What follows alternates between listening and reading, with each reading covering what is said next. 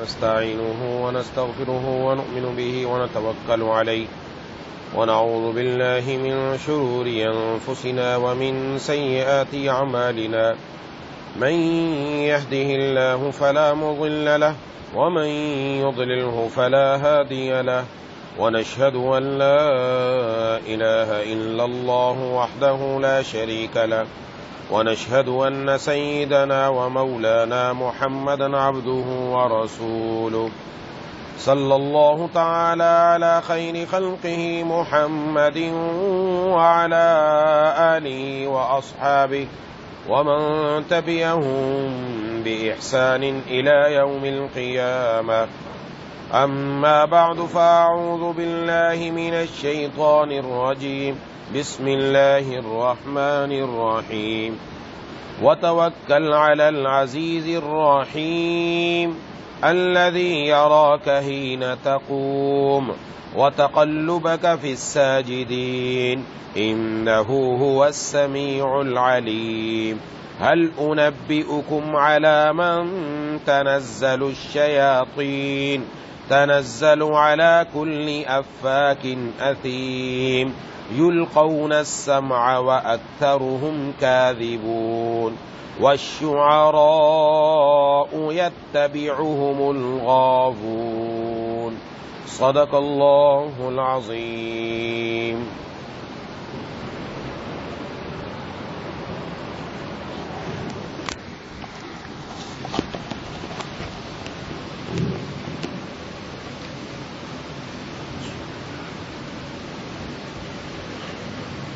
میں دوستوں اور ساتھیوں اور میری ماؤں بہنوں اور بیٹیوں، سورۃ الشعراء کے آخری رکوع کی چند آیتیں تلاوت کی ہیں. اس میں اللہ تبارک و تعالی نے محبوب کبریا خاتم الانبیاء سرکار دو عالم صلی اللہ علیہ وسلم کو ارشاد فرمایا وتوکل علی العزیز الرحیم، اور آپ اللہ پر بھروسہ رکھیے جو بڑا اقتدار والا بہت مہربان ہے. الذی یراک حین تقوم، وہ اللہ جو آپ کو اس وقت بھی دیکھتا ہے جب آپ عبادت کے لیے کھڑے ہوتے ہیں. وتقلبک فی الساجدین، اور سجدہ کرنے والوں کے درمیان آپ کی آمد و رفت کو بھی دیکھتا ہے. انہ هو السمیع العلیم، یقین رکھو وہی ہے جو ہر بات سنتا ہے، ہر چیز جانتا ہے. هل انبئکم علی من تنزل الشیاطین، مشرکین مکہ کی طرف سے جناب نبی کریم صلی اللہ علیہ وسلم پر الزام لگایا گیا کہ نعوذ باللہ آپ جادوگر ہیں، کاہن ہیں، آپ پر کوئی شیطان آتا ہے جو آپ کو کوئی بات بتا کر جاتا ہے، نعوذ باللہ. پھر آپ یہ قرآن بیان کرتے ہیں. ایک الزام یہ لگایا، دوسرا یہ لگایا کہ جناب نبی کریم صلی اللہ علیہ وسلم کو کہ آپ شاعر ہیں، شعر کہتے ہیں، یہ شعر ہے. اللہ تبارک و تعالی نے قرآن کریم کے دوسرے مقامات میں بھی ان کی تردید کی، اور یہاں بھی اللہ تبارک و تعالی نے اس کی تردید فرمائی. تو اللہ تعالیٰ فرماتے ہیں هل انبئکم علی من تنزل الشیاطین، کیا میں تمہیں بتاؤں کہ شیطان کن لوگوں پر اترتا ہے؟ تم شیطان کی بات کرتے ہو، جنات کی بات کرتے ہو، وہ کس پر آتا ہے؟ تنزل علی کل افاک اسیم، وہ تو ہر ایسے شخص پر اترتے ہیں جو پرلے درجے کا جھوٹا اور گناہگار ہے، اس پر آتا ہے شیطان. یلقون السمع واکثرهم کاذبون، اور وہ سنی سنائی بات لا ڈالتے ہیں اور ان میں سے اکثر جھوٹے ہوتے ہیں. والشعراء یتبعهم الغاوون، رہے شاعر لوگ تو ان کے پیچھے تو بے راہ لوگ چلتے ہیں، گمراہ لوگ چلتے ہیں. الم تر انہم فی کل وادی یہیمون، کیا آپ نے نہیں دیکھا وہ ہر وادی میں بھٹکتے پھرتے ہیں. وانہم یقولون ما لا یفعلون، اور وہ جو کہتے ہیں ایسی باتیں کہتے ہیں جو کرتے نہیں ہیں. الا الذین آمنوا وعملوا الصالحات، مگر وہ لوگ جو ایمان لائے انہوں نے نیک اعمال کیے، وذکروا اللہ کثیرا، اور اللہ کو کثرت سے یاد کیا، وانتصروا من بعد ما ظلموا، اور اپنے اوپر ظلم ہونے کے بعد اس کا بدلہ لیا، وسيعلم الذين ظلموا اي منقلب ينقلبون، اور ظلم کرنے والوں کو عن قریب پتہ چل جائے گا وہ کس انجام کی طرف پلٹ رہے ہیں۔ اس میں سب سے پہلی بات کہ محبوب کبریا خاتم الانبیاء سرکار دو عالم صلی اللہ علیہ وسلم کو تسلی دی گئی کہ آپ گھبرائیں نہیں، ہر وقت آپ اللہ کی نظر میں ہیں، جس وقت آپ اللہ کی عبادت کر رہے ہیں کھڑے ہیں تو بھی اللہ کو معلوم ہے، اور صحابہ کرام ہیں ان کے درمیان سجدے میں ہیں، وہ آپ مسجد میں ہیں، آپ کسی اور جگہ پر ہیں، تب بھی اللہ کی نظر میں ہے، وہ اللہ تعالیٰ ہر چیز کو دیکھتا اور سنتا ہے، جانتا ہے، اس لیے آپ گھبرائیں نہیں۔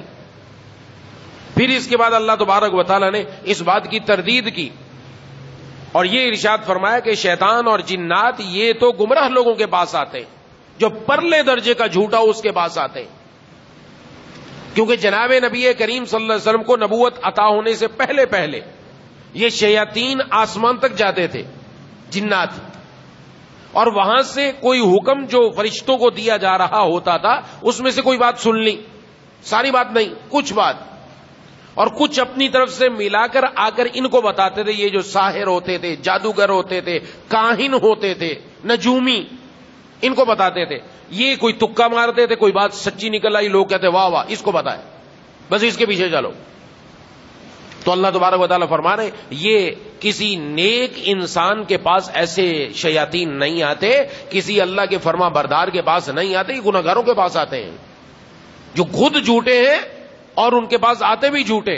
اور جب جناب نبی کریم صلی اللہ علیہ وسلم کو نبوت عطا ہو گئی، اب ان کا آسمانوں پر جانا بند ہو گیا، اب جا ہی نہیں سکتے، اب کوئی بات نہیں لا سکتے۔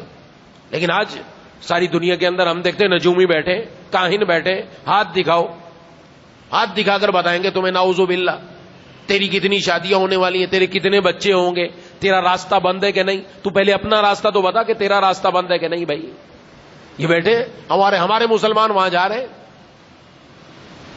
بس۔ اور کوئی آج کل تو وہ سوشل میڈیا پر بھی اور ٹی وی پر بھی اور فیس بک پر بھی مختلف پیجز بنے ہوئے ہیں کہ بھئی آپ کو ہم بتائیں گے ستارہ کیا کہتا ہے، ستارے نے کیا کہنا ہے، ستارہ کیا کہتا ہے، کون سے برج میں آپ کب پیدا ہوئے یہ بتائیں، کون سی تاریخ میں پیدا ہوئے، وہ فلانا آپ کا ستارہ تو گردش میں ہے، ستارہ تو اس کا تو گردش میں ہے، اس کا اپنا بھی گردش میں ہے، تبھی دماغ گھوم رہا ہے۔ یہ کون بتانے والا ہے؟ اللہ کے علاوہ غیب کا علم کسی کو ہے ہی نہیں، کون ہے جو بتا سکتا ہے؟ حضرات صحابہ کرام رضوان اللہ علیہ اجمعین جناب نبی کریم صلی اللہ علیہ وسلم کے پاس آ جاتے اور آ کر پوچھتے، حضور پر تو وحی نازل ہوتی، انہوں نے تو غیب کی بات کوئی نہیں پوچھی کہ آئندہ کیا ہوگا، آپ بتائیں کہ آئندہ میرے ساتھ کیا ہونے والا ہے۔ بہت سارے لوگ آتے ہیں استخارہ کر کے بتائیں یہ شادی چلے گی کہ نہیں چلے گی، آئندہ لڑائی جھگڑے چلنے، کون سا استخارہ ایسا کہاں ہوتا ہے جو آپ کو بتائے گا کہ آپ نے کیسے چلنا ہے؟ اور لڑائی جھگڑے کی جو بنیاد ہے وہ تو ختم کرو۔ یہ عورتوں کو بھی بہت مصیبت ہے، نام بھیج دیا، بیٹی کا نام، فلانے کا نام، ٹمکانے کا نام، لو جی استخارہ کر کے زبردستی دو، کہاں سے دے؟ ہمارے پاس ایسا علم نہیں ہے، سیدھی سی بات ہے، کوئی نجومی نہیں ہے، کوئی کاہن نہیں ہے، ایسا علم نہیں ہے کہ آپ کو آئندہ کی خبر بتا دیں۔ جو احوال ہیں وہ احوال پہلے بتانے چاہیے کہ گھر میں فساد ہو کیوں رہا ہے، جھگڑا ہو کیوں رہا ہے، ان احوال کو سامنے رکھ کر کوئی ہدایت بتائی جا سکتی ہے، کوئی رہنمائی کی جا سکتی ہے کہ گھر کے حالات کو درست کریں، اللہ آئندہ کے حالات درست فرما دیں گے۔ لیکن ایسا کچھ نہیں ہے۔ ہاں استخارہ جو جناب نبی کریم صلی اللہ علیہ وسلم سے آپ نے صحابہ کرام کو بتایا، خیر طلب کرنے کے لیے جو راستہ ارشاد فرمایا وہ واقعتاً ہے کہ کوئی بھی آپ اچھا کام کرنے جا رہے ہیں اس سے پہلے اللہ سے خیر مانگ لیں، اللہ سے خیر مانگ کر پھر اس کی طرف بڑھے، اس کا نام ہے استخارہ، وہ خیر مانگا جائے۔ آج وہ بھی خود نہیں مانگنی، ہمارا کام یہ ہے آج کوئی کام خود نہیں کرنا۔ کوئی گھر میں مر گیا نا تو قرآن خود نہیں پڑھنا، باہر سے بلاؤ لوگوں کو قرآن پڑھ دو، میرے ابا کو تم بخش کے چلے جاؤ، ان کو ایصال ثواب کر دو، میں تو ادھر روٹی پانی میں لگا ہوا ہوں۔ وہ کام بھی خود نہیں کرنا، استخارہ بھی خود نہیں کرنا، حالانکہ خود کرنے کی چیز ہے نا، یہ بھی تم بھی کر کے بتاؤ، اور جو کر کے بتائے وہ پھنسے۔ اس نے بتایا ٹھیک تھا، بعد میں کوئی مسئلہ ہو گیا، کہا تو نے بتایا تھا، تیری وجہ سے ہماری بیٹی پھنس گئی، لو بھائی اب مولوی صاحب پھنس گیا، جھگڑا شروع ہو گیا، کیا کریں گے؟ تو استخارہ خود کرنے کی چیز ہے. حضرات صحابہ اکرام رضوان اللہ علیہم اجمعین نے بتایا کہ آپ صلی اللہ علیہ وسلم نے ہمیں استخارہ کی دعا اس طرح سکھلائی جس طرح التحیات ہمیں سکھلائی ہے. ایک ایک صحابی خود کرتے, حالانکہ حضور پر تو وہی آ رہی ہے, وہاں تو استخارہ کروایا جاتا, وہی سے پتہ چل جاتا کیا خیر ہے کیا نہیں ہے. لیکن نہیں, یہ نہیں, اصل ہے خود کرنے کی چیز ہے. خود کرنے کے کچھ کام کریں تو پھر کام بنے نا. کہ جی ہم تو گناہگار ہیں, گناہگار ہو یا نیک ہو, ہر ایک کا خدا اور اللہ تو ایک ہی ہے نا, وہ تو الگ الگ نہیں ہے. وہ تو فرما برداروں کے ساتھ بھی وہی ہے, نافرمانوں کے ساتھ بھی وہی ہے. نافرمان اگر کم از کم 2 رکعت نفل نماز استخارے کی نیت سے پڑھ کے اللہ سے خیر ہی مانگ لے, عجب ہے, ہو سکتا ہے اللہ اسی کی بنیاد پر اس کو ہدایت عطا فرما دیں, اپنا بنا لے کہ چلو کسی بہانے تو آیا ہمارے پاس, لیکن ہم یہ بھی کرنے کے لیے تیار نہیں ہیں. تو یہ ان لوگوں کے پاس جانا, نجومیوں کے پاس, ہاں جی آپ نے چھوٹا استخارہ کرانا ہے, بڑا 50 روپے والا کرانا ہے یا آپ نے 1000 روپے والا کرانا ہے, یہ بھی چل رہا ہے. 50 روپیہ تو استخارہ ہاتھ کی ہاتھ آتا ہے, 1000 روپے والا تھوڑا سا مہنگا ہے, حساب کتاب تھوڑا سا اس میں تھوڑا زیادہ ہوگا. یہ کون سا سسٹم ہے, یہ کون سا طریقہ نکال رکھا ہے؟ یہ تو اللہ کے نبی نے نہیں بتایا, قرآن نے نہیں بتایا. یہ کہاں سے ایسی معلومات آ رہی ہیں؟ ہماری خواتین خوب بھاگتی ہیں, چلو جی جا کے پتا کرا لو میرے شوہر پر کسی نے کچھ کر دیا. وہ بتاتے ہیں ہاں بھائی سر کے نیچے جا کے یہ تو رکھ لے تعویذ, رات کو تو یہ شکل نظر آ جائے گی کس کی ہے, وہ شکل اپنی بہن کی نظر آ گئی, بس ختم ہو گئی کہانی وہیں پر. یہ ساس کی نظر آ گئی کہ ساس میری گڑبڑ کر رہی ہے, وہ لڑوانا چاہتی ہے. عجیب, یہ انہی چکروں میں رہ گئے. یعنی اب ہمارا معاملہ خوابوں پر ہو گیا, جو خواب میں نظر آ گیا وہ سچ ہے, حالانکہ ایسی کوئی بات حقیقت نہیں ہے. انبیاء علیہ السلام کے خواب سچے ہوتے ہیں, ہمارا ہر خواب سچا نہیں ہوتا. ہم نے نہ جانے کیا کچھ کر رکھا ہوتا ہے, کیا کچھ نظر آتا ہے, کیا کچھ سمجھتے ہیں. یہ انبیاء کا خواب سچا ہوتا ہے, پکا سچا.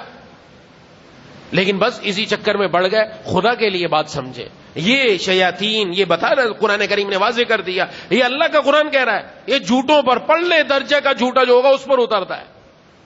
افاکن اسیم گناہگار ہے اس پر اترتے ہیں. یہ کسی فرما بردار پر نہیں آئیں گے, کسی نیکوکار کے پاس نہیں آئیں گے.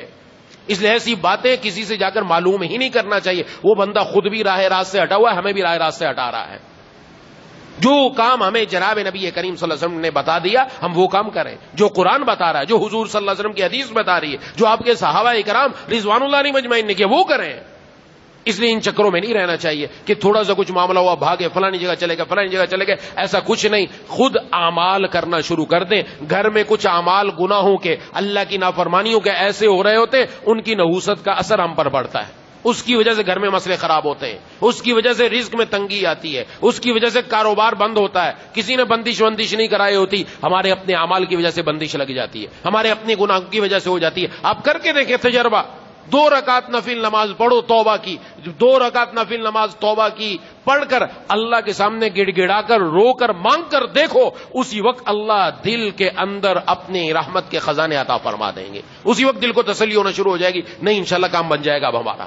یہ تو ہم کر نہیں رہے, جو کرنے کی چیز ہے وہ تو کر نہیں رہے. اور ایسے لوگوں کے پاس جا رہے ہیں جن کے بارے میں قرآن کہہ رہا ہے یہ شیاطین تو انہی کے پاس آتے ہیں اور کس کے پاس آئیں گے. اس لیے ہرگز نہیں جانا. بہت سارے ایسے لوگوں سے واقفیت ہو جو تمہارے گھر میں کیا کیا رکھا ہے یہ بھی بتاتے ہیں, تمہارے گھر میں ہو کیا رہا ہے یہ بھی بتائیں گے.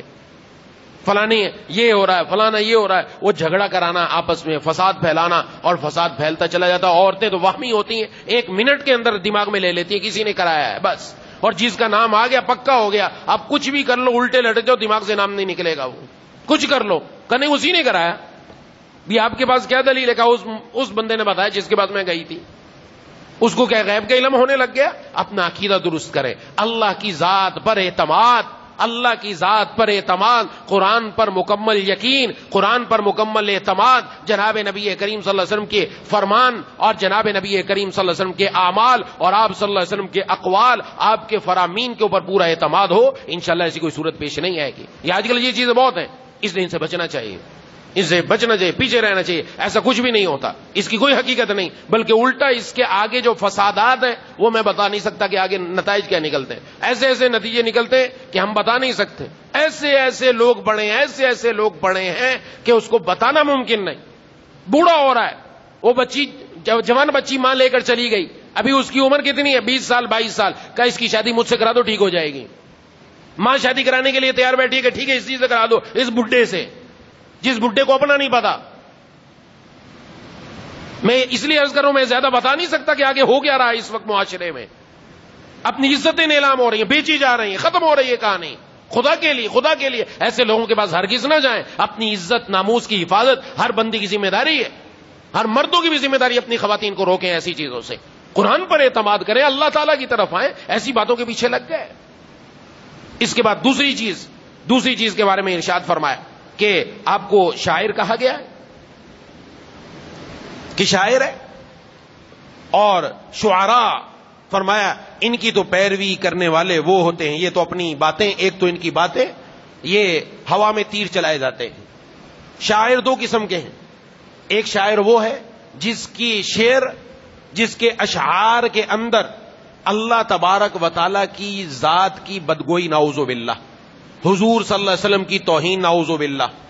ایسے اشعار جس کے اندر انسان کے اندر اخلاق خراب ہو جائیں، عشقیہ اشعار، شہوت پیدا کرنے والے اشعار، فتنہ پھیلانے والے اشعار، ایسے اشعار عام یہ شعراء ان کی یہی کام ہوتا ہے. آپ عام اگر شعراء کو دیکھیں گے ان کی غزلیں وہ سب اسی کے ارد گرد گھومتی ہیں، اس کے علاوہ کچھ نہیں ہوتا. وہ خیالی پلاؤ اپنے دماغ میں باندھتے ہیں، اور یہاں تک کہ نعوذ باللہ بعض وہاں تک پہنچ جاتے ہیں کہ اللہ تبارک و تعالیٰ کی ذات کے بارے میں بھی غلط اپنی طرف سے باتیں کہنا شروع کر دیتے ہیں. ایسے لوگ بھی، ایسے شاعر لوگ ان کی طرف دیکھتے ہیں کہ ہاں بھی یہ شاعر ہے تو شاعر ہے. ایسا شاعر نہیں چاہیے. ہاں وہ شاعر جو ایمان لایا، نیک اعمال کیے، اللہ کو کثرت سے یاد کیا، جس کا ایمان بھی اچھا، اعمال بھی اچھے، اللہ کو کثرت سے یاد بھی کیا. اگر وہ اپنی زبان سے کوئی اشعار کہتا ہے ایسے جو اللہ کی حمد پر مشتمل ہیں، حضور صلی اللہ علیہ وسلم کی تعریف پر مشتمل ہیں، جس کے اندر کوئی اللہ کی محبت بیان کی گئی ہے، کوئی سیدھا راستہ بیان کیا گیا ہے، ان کو اللہ نے خود نکال دیا کہ یہ لوگ اس سے مستثنا ہیں، ان کے بارے میں یہ فرمان نہیں ہے. یہ ذہن میں رکھنا چاہیے. یہ انسان کی جو اللہ تعالیٰ نے انسان کو جو بنایا نا دو چیزوں سے، ایک ہے انسان کی روح، ایک ہے انسان کا جسم. ان دونوں کے تقاضے الگ الگ ہیں. جسم کو تسکین کسی اور چیز سے ملتی ہے، روح کو تسکین کسی اور چیز سے ملتی ہے. دونوں کی تسکین الگ الگ ہے. جس چیز سے جسم کو تسکین ملتی ہے، روح کو تسکین اس سے نہیں ملتی. روح کی تسکین کے ذریعے الگ ہے.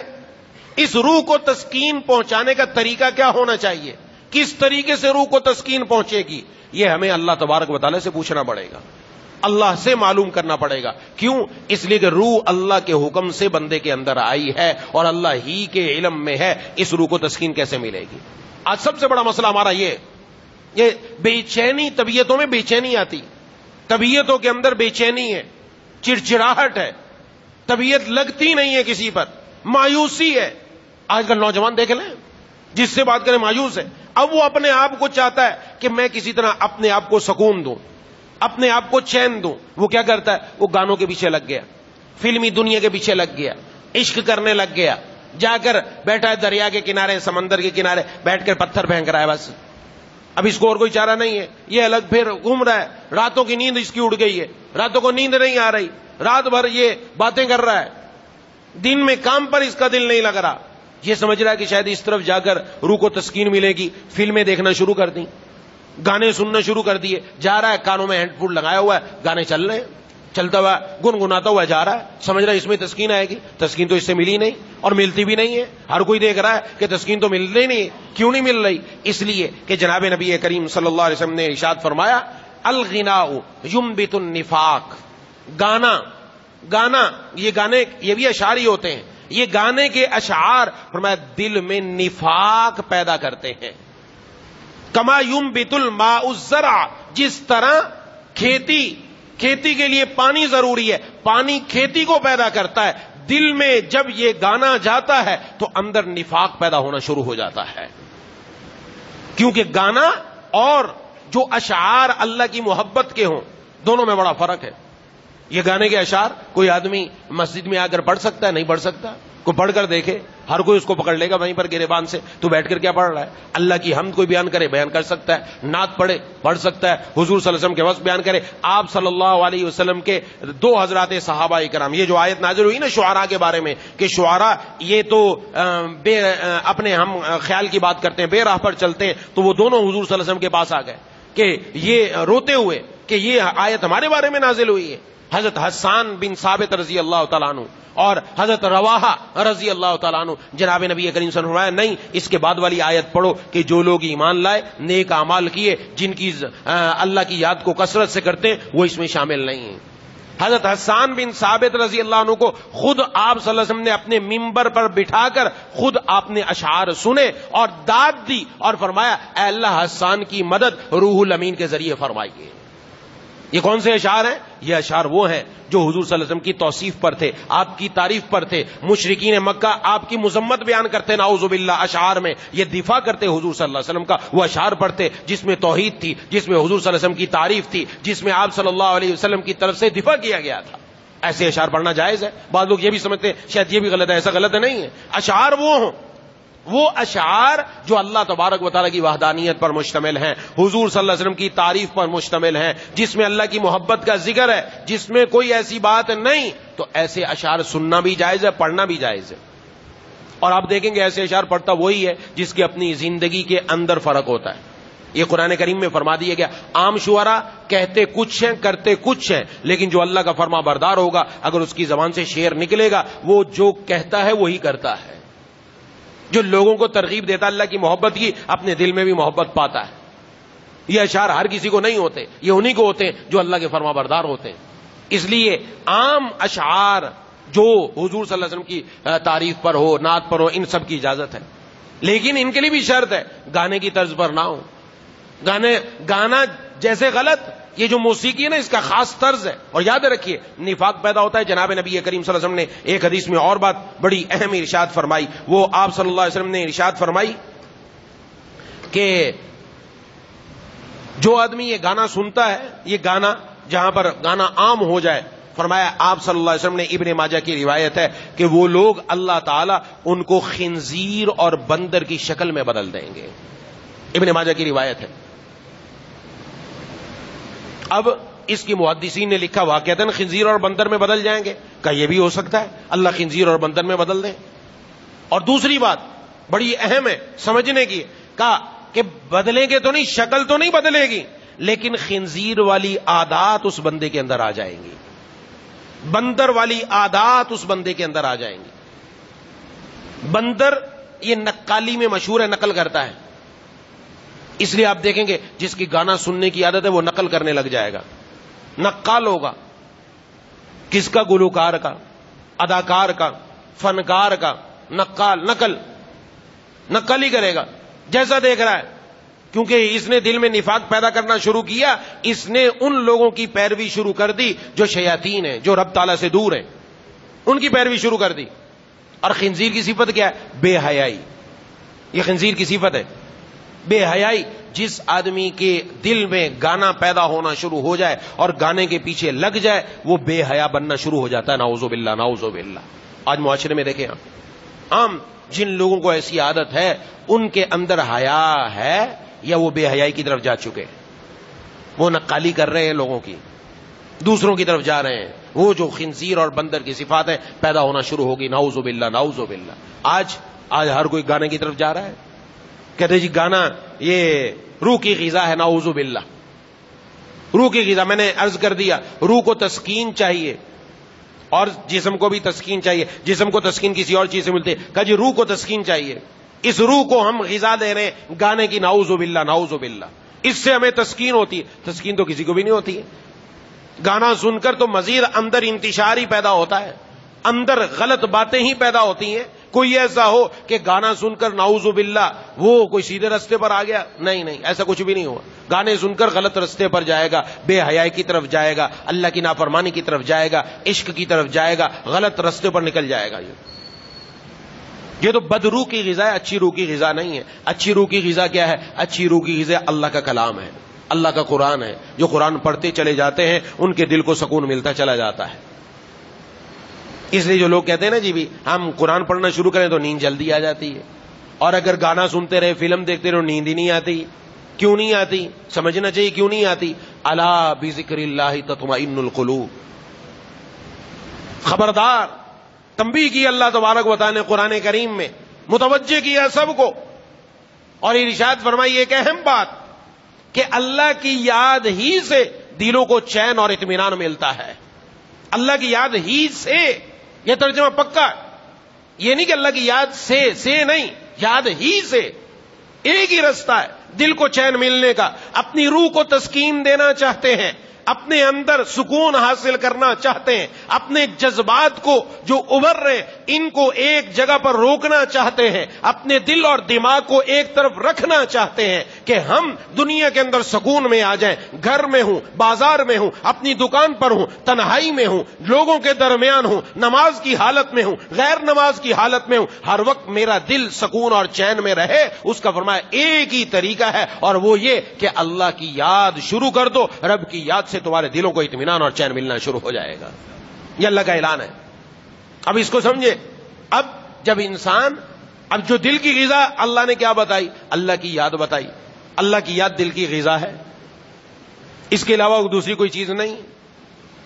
اس کو مثال سے سمجھ لیں. محی سنہ حضرت اقدس حضرت مولانا شاہ راؤ الاقصی رحمہ اللہ نے ارشاد فرمایا کہ خواتین گھروں میں ہوتی ہیں تو گھر کے اندر اگر ان کے سر پہ دوپٹہ نہیں ہے تو گھر میں شوہر موجود ہے، کوئی مسئلہ نہیں، وہ پرواہ نہیں کرتی اس کی. گھر میں والد موجود ہے، گھر میں بیٹا موجود ہے تو کوئی مسئلہ نہیں ہوتا، وہ گھومتی پھرتی رہتی ہیں. اچانک گھر کا دروازہ کھلا اور ایک اجنبی آدمی گھر میں داخل ہوا تو عموماً عورتوں میں جو حیا ہے وہ اس کو روکتی ہے، بھاگ کر فوراً کسی کمرے میں چھپ جاتی ہے، بھاگ کر فوراً اپنے آپ کو چھپا لیتی ہے. بھی پہلے بھی گھر میں مرد تھا، اب بھی باہر سے ایک مرد آیا، فرق کیوں ہے؟ ایسا کیوں کیا؟ وجہ یہ ہے پہلے جو گھر میں مرد تھا اس سے انسیت تھی، اس سے تعلق تھا، وہ والد تھا، شوہر تھا، بیٹا تھا. اب جو باہر سے آیا یہ اجنبی آیا، اس سے انسیت نہیں ہے، یہ اس سے مانوس نہیں ہے، اس وجہ سے اپنے آپ کو چھپا لیا. تو فرمایا جو دل ہے نا، دل، اس کی جو مانوس چیز ہے وہ مانوس چیز اللہ کی یاد ہے، وہ رب کا قرآن ہے، وہ لا الہ الا اللہ ہے، وہ سبحان اللہ ہے، الحمدللہ ہے، اللہ اکبر ہے. یہ دل کی غذا ہے، یہ اللہ کی یاد، یہ اس دل کی غذا ہے. دل اس سے مانوس ہے.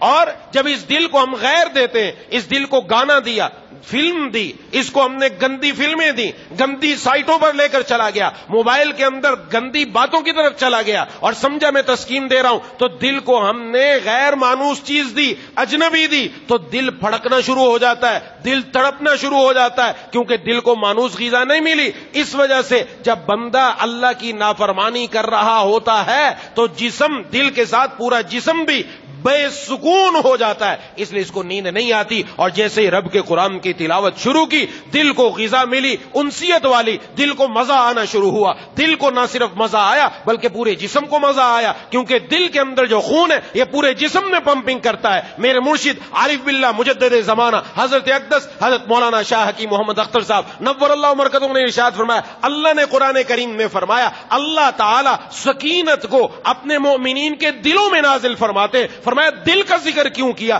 دماغ کا ذکر کیوں نہیں کیا، جسم کے کسی اور حصے کا کیوں ذکر نہیں کیا؟ فرمایا اس لیے کہ پورے جسم کا خون دل میں جاتا ہے، دل پمپنگ کرتا ہے، پورے جسم کے اندر خون بھیجتا ہے. جب سکون اور رحمت اللہ دل میں نازل کرتے ہیں، وہ خون کے ایک ایک قطرے میں شامل ہو کر پورے جسم میں سکون پہنچ جاتا ہے.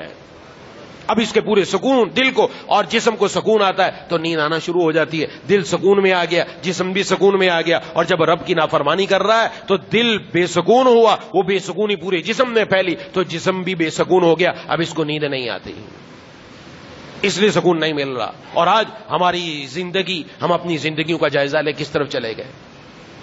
بھی اگر آپ کو گانے کی طرف جانا ہے تو اچھے اشعار بھی تو موجود ہیں، اللہ کی تعریف والے اشعار بھی تو موجود ہیں، حضور صلی اللہ علیہ وسلم کی نعت مبارک بھی موجود ہے، اللہ کی محبت والے اشعار بھی موجود ہیں. وہ اشعار جو بندے کو رب سے جوڑتے ہیں، اللہ سے جوڑتے ہیں، وہ اشعار بھی تو موجود ہیں. آج تو الحمدللہ کتابیں بھی موجود ہیں، ایسی نعتیں بھی موجود ہیں، وہ پڑھ لے، اس کے ذریعے اپنے آپ کو سکون دے. رب کا قرآن پڑھیں، رب کا قرآن پڑھیں. یہ جو ایسے اشعار ہوتے ہیں نا، یہ گانے وغیرہ، یہ اس طرح کی جتنی عشقیہ چیزیں، یہ ایک مفہوم یہ ہے کہ یہ شیطان کا قرآن ہے، نعوذ باللہ. شیطان ان کے ذریعے لوگوں کو ورغلاتا ہے اور واقعتاً ورغلا رہا ہے. قرآن رب کی طرف لانے والا، قرآن دل کے جذبات کو سکون دینے والا، دل کو ٹھہراؤ دینے والا. اور یہ گانا یہ رب سے دور کرنے والا، دل کے جذبات کو بھڑکانے والا، اس کو اللہ کی نافرمانی کی طرف لے کر جانے والا. دونوں میں بڑا فرق ہے. قرآن کی طرف آئیں، اپنا مزاج بدلیں، اپنا مزاج بدلیں. اللہ سے بھی مانگا جائے یا اللہ میرے مزاج فاسقانہ کو مزاج دوستانہ میں بدل دیجئے. میرا مزاج غلط ہو گیا ہے، خراب ہو گیا ہے، آپ اس کو اچھے مزاج میں بدل دیجئے، دوستوں والے مزاج میں بدل دیجئے. اللہ تبارک و تعالیٰ ضرور بدلیں گے، یہ اللہ کا اعلان ہے. اس لیے اس میں فرما دیا گیا کہ جن لوگوں کی یہ خاصیت ہے کہ وہ ایمان لانے کے بعد اچھے اعمال کرتے ہیں، اللہ کی ذکر بھی خوب کرتے ہیں اور یہ اشعار بھی پڑھ لیں تو اس کی وجہ سے کوئی پریشانی کی بات نہیں، بشرطے کہ ان کا مفہوم اچھا ہو. لیکن اس طرف چلے جانا کہ زبان پر وہی گندی باتیں، زبان پر وہی عشقیہ. آج تو چھوٹا چھوٹا بچہ وہ باہر گھومتے ہوئے وہی گانے جو سنتا رہا ہے نا، وہ گھر میں چل رہے ہیں، گھروں میں لگے ہوئے ہیں، وہی سن سن کر اس کو یاد ہے، وہ اسی کے اوپر ناچ بھی رہا ہے، وہ گانا گا بھی رہا ہے. جب بچوں کی تربیت اس انداز میں ہوگی، یہ بڑا ہو کے کیا کرے گا؟ یہ بڑا ہو کے کیا کرے گا؟ بلکہ لوگ اس کو دکھاتے ہیں، باقاعدہ میڈیا پر لایا جاتا ہے، سوشل میڈیا پر، فیس بک پر باقاعدہ وہ لگاتے، دیکھو ہمارا بچہ کیسا ڈانس کر رہا ہے، اور نیچے لکھتے نعوذ باللہ ماشاء اللہ، نعوذ باللہ، نعوذ باللہ، ماشاء اللہ بھی لکھ دیا، اور کسی نے نعوذ باللہ لکھا سبحان اللہ، نعوذ باللہ. کس کے اوپر لکھا آپ نے؟ بچے کے ڈانس کرنے پر. وہ ڈانس کر رہا ہے، رب کی نافرمانی کر رہا ہے، بہت اچھا لگ رہا ہے، نعوذ باللہ. یہ اس وجہ سے اچھا لگ رہا ہے کہ ہم اللہ کے قرآن سے دور ہو چکے. ہمیں تو وہ بچہ اچھا لگنا چاہیے جو رب کے در پر آتا ہے، جو سر پر ٹوپی پہن کر، شلوار قمیض پہن کر رب کے در پر آ کر سر سجدے میں رکھ کر رب سے مانگتا ہے. وہ بچہ اچھا لگنا چاہیے جو گھر میں مصلی بچھا کر ماں کے سامنے بیٹھ کر قرآن کی تلاوت کرتا ہے. لیکن وہ پسند نہیں آ رہا، ہمیں دوسرا پسند آ رہا ہے، نعوذ باللہ. اور اس کے اوپر باقاعدہ میڈیا کے اوپر دکھایا جاتا ہے، دیکھو ہماری بچی کیسی ڈانس کر رہی ہے، نعوذ باللہ، نعوذ باللہ. یہ تو ساری چیزیں واضح ہیں، قرآن بتا رہا ہے یہ سارے کی ساری گمراہی کی طرف، ضلالت کی طرف، اللہ کی نافرمانی کی طرف، اللہ سے دور کرنے والی چیزیں. اس لیے ہم میں سے ہر ساتھی، مرد بھی عورتیں بھی، عہد کریں کہ آج کے بعد انشاءاللہ کوئی گانا نہیں سنیں گے. انشاءاللہ اپنے موبائلوں میں ڈیلیٹ کرو. دل کو تکلیف ضرور ہوگی، اس کا انکار نہیں ہے، ان تکلیف ہوگی، لیکن کچھ پانے کے لیے کچھ کھونا پڑتا ہے. پانے کے لیے، رب کو پانے کے لیے، مولا کو پانے کے لیے، اللہ کو پانے کے لیے، تھوڑی سی دنیا حاصل کرنے کے لیے بندہ کیا کیا تکلیفیں اٹھاتا ہے. ایک دنیا کو حاصل کرنے کے لیے جو اس کو ایک مہینے کے بعد ملنے والی ہے، وہ 20,000 کی صورت میں، 40,000 کی صورت میں، 50,000 کی صورت میں صبح سویرے اٹھ کر وہ اپنی نیند قربان کر کے جاتا ہے، اپنا آرام قربان کرتا ہے، نہ دن دیکھتا ہے نہ رات دیکھتا ہے. اپنا شہر چھوڑنا پڑے شہر چھوڑ دیتا ہے، پیدل جانا پڑے پیدل جاتا ہے، ڈیوٹی پر پہنچتا ہے، اس لیے کہ اس کو مہینے کے بعد جو تنخواہ ملنے والی ہے وہ اس کو پیاری ہے. اس کے لیے کتنی تکلیفیں اٹھا رہا ہے. مولا کو پانا ہے، اللہ کو پانا ہے، اپنی قبر بنانی ہے، اپنی جنت بنانی ہے، ایسی قبر کہ بندہ قبر میں جائے اور فرشتے آ کر سوال کریں، یہ فٹافٹ سوالوں کا صحیح صحیح جواب دیتا چلا جائے. اللہ کی طرف سے منادی اعلان کرے میرے بندے نے سچ بولا، اس کے لیے جنت کا فرش بچھا دو، اس کو جنت کا لباس پہنا دو، اس کی قبر کو اتنا وسیع کر دو کہ جہاں تک اس کی نظر پہنچے وہاں تک اس کی قبر وسیع ہو جائے، اور جنت کی طرف کھڑکیاں کھول دو، وہاں سے اس کو ہوائیں آنا شروع ہو جائیں گی. یہ تو قبر کا منظر. ارے دنیا میں اللہ جنت کا مزہ دینا شروع کر دیتے ہیں، دنیا میں بھی جنت کا مزہ ملتا ہے. جو اللہ پر اپنے آپ کو فدا کر دے، جو یہ اپنی حرام خواہشات، یہ گانوں کی دنیا کو فدا کرے، یہ گندی دنیا کو فدا کر دے رب تعالیٰ پر، اللہ اس کے عوض میں اپنے بندے کے دل میں خود آتے ہیں، اور اللہ تعالیٰ کا مزہ جنت سے بڑھ کر ہے جو بندے کو ملتا ہے. وَلِمَنْ خَافَ مَقَامَ رَبِّهِ جَنَّتَانِ. اس شخص کے لیے جو ڈر گیا، جب دل میں خوف آ گیا، میں نے اپنے رب کو جا کر کیا جواب دینا ہے، اپنا رب کا سامنا کس منہ سے جا کر کرنا ہے، ڈر گیا، اللہ کا اعلان ہے اس کو ہم 2 جنتیں عطا فرمائیں گے. جنت فی الدنیا و جنت فی العقبہ. ایک جنت اللہ دنیا میں دیتے ہیں، ایک جنت اللہ آخرت میں دیتے ہیں. دنیا کی جنت کیا ہے؟ کہا حضور مع المولا. اس کو اللہ تبارک و تعالیٰ کی حضوری نصیب ہو جاتی ہے. اور کیا چاہیے؟ یہ دنیا میں دیتے ہیں اللہ. یہ کوئی ادھار چیز نہیں ہے کہ یہ ہمیں بتایا جاتا ہے جنت تو ادھار ہے، بڑے عرصے بعد ملنی ہے، پتہ نہیں. ہاں جنت کیا ادھار ہے؟ یہاں سب نقد ملتا ہے. ذرا رب پر اپنے آپ کو قربان کر کے تو دیکھو. اس لیے تھوڑا ہمت تو کرے، اپنے اندر یہ جذبہ تو پیدا کرے کہ ہم نے اس ساری دنیا کو چھوڑ کر ہم نے اپنے مولا کو بنانا ہے. باقی رہی دل کی تسکین، وہ رب کے قرآن میں موجود ہے، وہ اللہ کے فرمان میں موجود ہے، وہ قرآن کریم کی تلاوت کرنے میں موجود ہے. ذرا رب کے قرآن سے تعلق جوڑ کر دے دو. دیکھو زبان کو وہ مزہ آتا ہے، کسی چیز میں وہ مزہ نہیں. کانوں کے اندر وہ رس گھلتا ہے کہ انسان پڑھ کر سن کر مزہ لیتا رہتا ہے. اس کی توجہ صرف اسی طرف ہو جاتی ہے. اپنے اندر یہ جذبہ پیدا کرنا چاہیے، اپنی اولاد میں جذبہ پیدا کرنا چاہیے. یہ عرب کے اندر یہ آج تک ہے، تلاوت کا اتنا اہتمام ہے کہ گھر کے بچے بھی، یہاں تک کہ شوہر اور بیوی دونوں بھی تلاوت کرتے ہیں، اور سب کا ایک لہجہ ہے.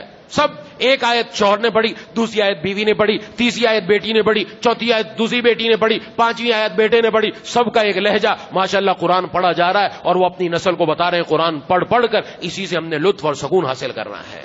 آج ہم ہیں انفرادی طور پر عبادت کرنے کے لیے تیار نہیں ہیں ہم کہ انفرادی طور پر قرآن کی تلاوت کر لیں، انفرادی طور پر گھر میں ماحول بنا لیں، ہم قرآن کھولنے والے بن جائیں، ہم قرآن پڑھنے والے بن جائیں، ہم قرآن سے اپنا دل لگانے والے بن جائیں، ہم کوئی ذکر اللہ کر لیں، ہم کوئی درود شریف کی تسبیح پڑھ لیں، ہم کوئی استغفار کی تسبیح پڑھ لیں. ارے ذرا لگا کر تو دیکھو، قدم بڑھا کر تو دیکھو، رب تعالیٰ کی طرف سے عنایات ہی عنایات ہوں گی. یہاں قدم بڑھانے کی دیر ہے. جو بندہ قدم بڑھا لیتا ہے تو پھر کام بن جاتا ہے. اور اللہ نے ہمیں جمع کیا، یہ سب اللہ کی کرم نوازی. اور جب کرم نوازی ہے تو اللہ ضرور عطا فرمائیں گے، ضرور عطا فرمائیں گے. بلا لیا اللہ نے تو بلا کر دینا ہی چاہتے ہیں، اس لیے بلایا ہے، اس لیے بلایا ہے. میری طلب بھی اور آپ کی طلب بھی ان کے کرم کا صدقہ ہے، میری طلب بھی ان کے کرم کا صدقہ ہے. یہ قدم اٹھتے نہیں اٹھائے جاتے ہیں، یہ قدم اٹھتے نہیں اٹھائے جاتے، رب تعالیٰ خود کھینچ کر لاتے ہیں. آ گئے، اب مزید قدم اور بڑھا لیں، اور بڑھا کر اپنے آپ کو اللہ کا پیارا بنا لیں. دعا ہے کہ اللہ تعالیٰ مجھے اور آپ کو ان باتوں پر عمل کرنے کی توفیق عطا فرمائے. وآخر دعوانا ان الحمدللہ رب العالمین. بسم اللہ الرحمن الرحیم. الحمدللہ رب العالمین الرحمن الرحیم مالک یوم الدین. ایاک نعبد و ایاک نستعین. اهدنا الصراط المستقیم صراط الذین انعمت علیہم غیر المغضوب علیہم ولا الضالین. اللهم صل على سيدنا ومولانا محمد وعلى آل سيدنا ومولانا محمد وبارك وسلم. ربنا اغفر لنا ذنوبنا وكفر عنا سيئاتنا وتوفنا مع الأبرار. ربنا لا تؤاخذنا إن نسينا أو أخطأنا. ربنا هب لنا من ازواجنا وذرياتنا قرة اعين واجعلنا للمتقين اماما. اللهم انا نسألك رضاك والجنة، اللهم انا نعوذ بك من سخطك والنار. اللهم ارنا الحق حقا وارزقنا اتباعه وارنا الباطل باطلا وارزقنا اجتنابه. اللهم الهمنا رشدنا وقنا شرور انفسنا. اللهم ارحمنا بترك المعاصي ولا تشقنا بمعصيتك. یا الہ العالمین، یا ارحم الراحمین، یا ذا الجلال والاکرام، یا مالک الملک، یا احکم الحاکمین. یا اللہ، ہم سب کا اپنے در پر آنا، آپ کا قرآن کا سننا سنانا، قرآن کریم کی تفسیر کا بیان کرنا اور سننا اپنی بارگاہ میں قبول و مقبول فرما لیجیے. مولا کریم، اے الہ العالمین، اے ارحم الراحمین، یا ذا الجلال والاکرام، یا اللہ ہمیں اپنے قرآن سے سچا تعلق قائم کرنے کی توفیق عطا فرما دیجیے.